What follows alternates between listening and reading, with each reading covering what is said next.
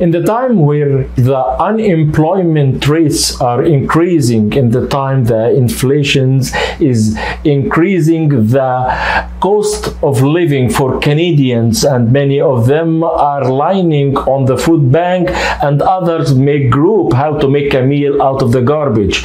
The carbon tax is imposed on the Canadians by the Trudeau government, in which it make another heavy burdens on the Canadians.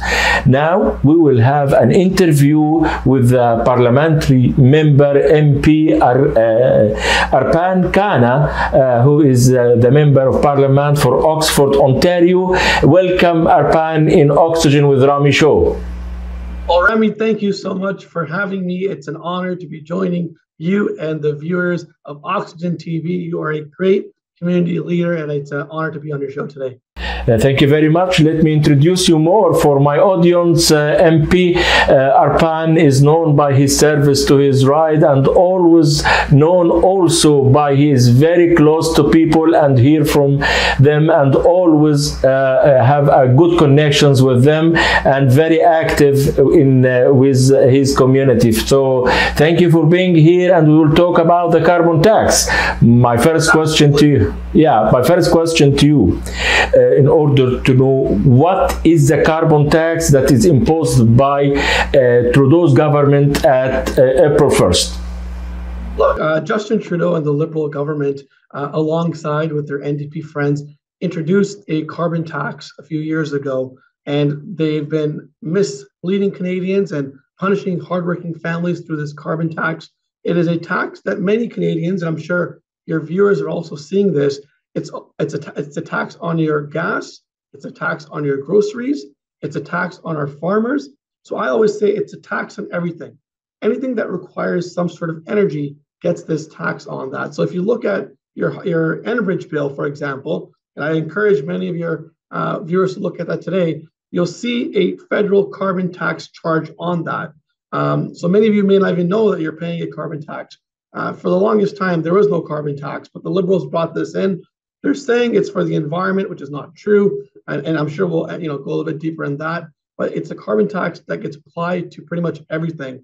And the crazy thing, Rami, about that is that there's a carbon tax, but there's an HST on top of the carbon tax. So there's a tax on a tax, and like you said in the starting, Canadians are struggling right now. I've been knocking a lot of doors. I traveled the country quite a bit, engaging with Canadians, and when I speak to the single parent or that senior or that family, this is an extra cost that's being put on them. Many seniors now, are asking for help from their children. Many single parents are now struggling to put food on their tables for their kids or a roof over their head. So this is a tax that is punishing Canadians, the most vulnerable Canadians. And, just last week on April 1st, this prime minister played a cruel joke. He increased the carbon tax by 23% at a time when we have 2 million Canadians lining up at the food bank. So instead of making life more affordable, he's punishing Canadians because he's driven by this radical ideology of the carbon tax. And as always, common sense conservatives, led by our leader, Pierre Poilievre, we voted against this. We brought a non-confidence motion in Parliament as well to say that we want to call for a carbon tax election. Let Canadians decide if there should be an increase to carbon tax. So we've called on the Trudeau government to spike the hike, and then once we're in government, we will axe this tax.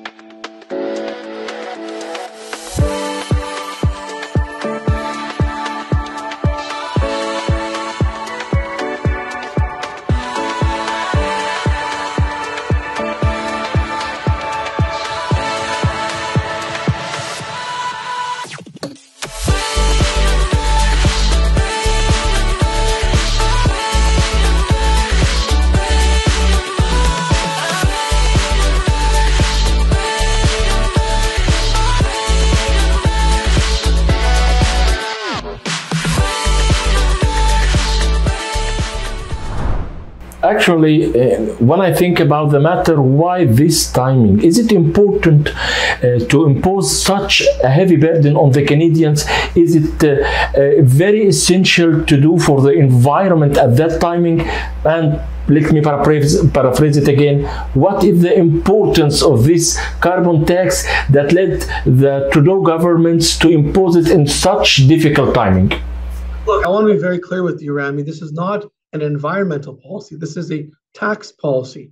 70% of Canadians have said that they don't want this carbon tax. We have 70% of premiers from across this country, from all different parties, liberals and conservatives, along with opposition leaders, who are saying this is the wrong time. They've asked for a meeting with the Prime Minister, and he's ignoring those calls. This Prime Minister is driven by ideology. If you look at what he's doing, he is just pushing his agenda, his radical agenda from his radical environment minister forward. And you said, is this an environment policy? No, because we see the numbers. We're not meeting the targets. We're actually not meeting any of the environmental targets. So he's saying that it's helping the environment. It's not. See, in Oxford County, where I live, when you tax the farmer who's growing the food, and then you tax the trucker who's shipping the food, then you tax the retailer who sells the food, you're going to drive up the cost for Canadians who are trying to buy the food. And that's what we're seeing, is that this is not an environment plan. It's a tax plan. It's an agenda he's trying to drive through Canadians. And look, next election, common sense conservatives will call it a carbon tax elections. We'll let the Canadians decide if they want to keep the tax rate.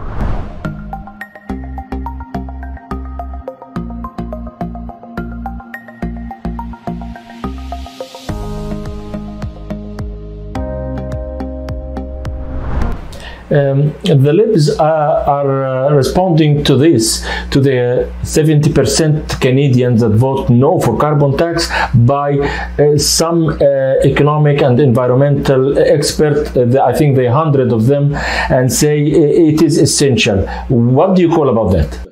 Yeah, look, it's the liberal mouthpieces that are pushing the agenda. It's the bought-off media that the Liberal government keeps funding. When you have special interests driving your message, this is what happens.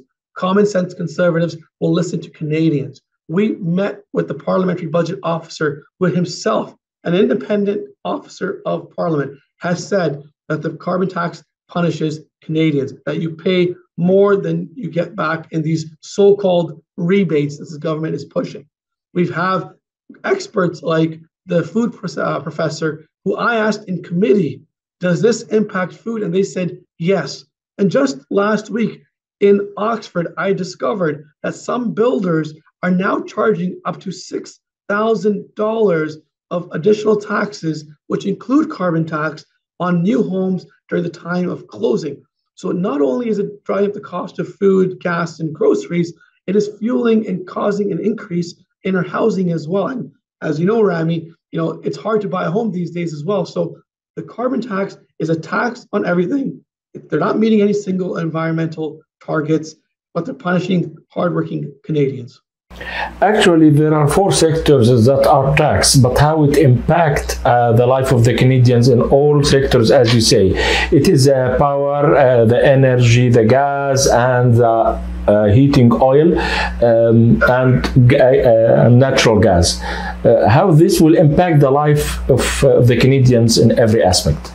Well, look, we're already seeing the negative impact. People, again, are struggling to get by. Canadians are working harder and harder, but barely getting by. Look, I come from an immigrant family. My parents came to this great country with that Canadian dream in mind, where you work hard, you play by the rules, you could save some money, you could buy a decent home, you go on a vacation once in a while, maybe buy an okay car, and you're allowed to save money for the next generation. But for the first time, I'm seeing that the next generation will do worse than the previous one because of this Liberal government. After 8 years of their failed mismanagement, they're taking the money in from the carbon tax. They're recklessly spending it on things that Canadians don't need right now. They're wasting it on inside consultants, on Liberal friends. They're rewarding them, but not Canadians. So they're lining the pockets of inside consultants while pushing Canadians to line up at food banks. And that's what we're seeing. And a common sense conservative team led by Pierre Poilievre will axe this tax for good for everyone, everywhere. Okay, I have following the conservative leader Pierre Poilievre in many press conferences, and he always axed the tax, and he make 3 proposals recently for Trudeau's government about this government tax and other stuff. So if you will axe the tax, how can you keep the environment safe at your conservative plans? Great question, Rami. And look, as conservatives, we want to conserve the environment. But like I said earlier, we are not meeting any environmental targets with the carbon tax.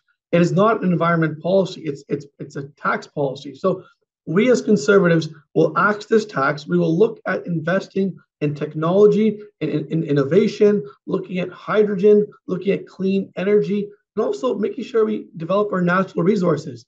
Canada has a lot of great resources. We're one of the richest countries in the world, yet we are now relying, thanks to Trudeau, on foreign dictator oil. We're funding dictators, we're funding terrorism, yet we have a great reserve of energy here at home. So we're going to bring that money back. We're going to give the world some green, clean Canadian energy.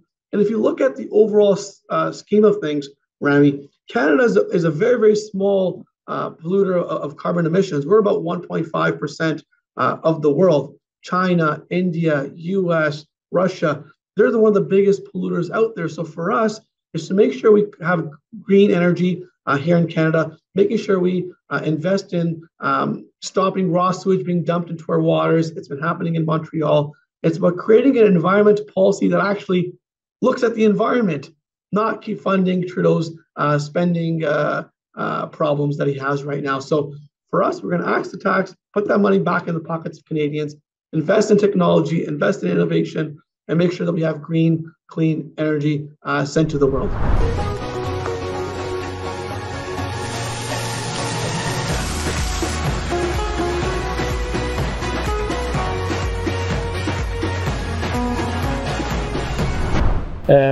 Before we end this, I just want to ask a very important questions. Are there any hopes for or any news about an early elections?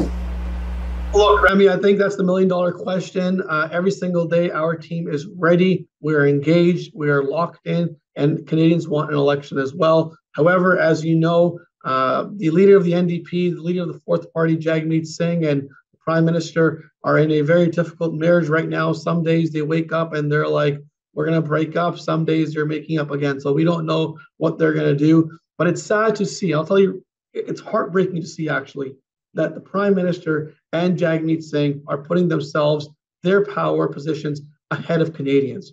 Canadians deserve a change. They want to see a government that has common sense values. They want to see a government that will axe the tax, fix the budget, build the homes, and stop the crime. But after 8 years of Justin Trudeau and the NDP Liberal government, we're not seeing that. So to answer your question, we are ready. We called for no confidence in this government.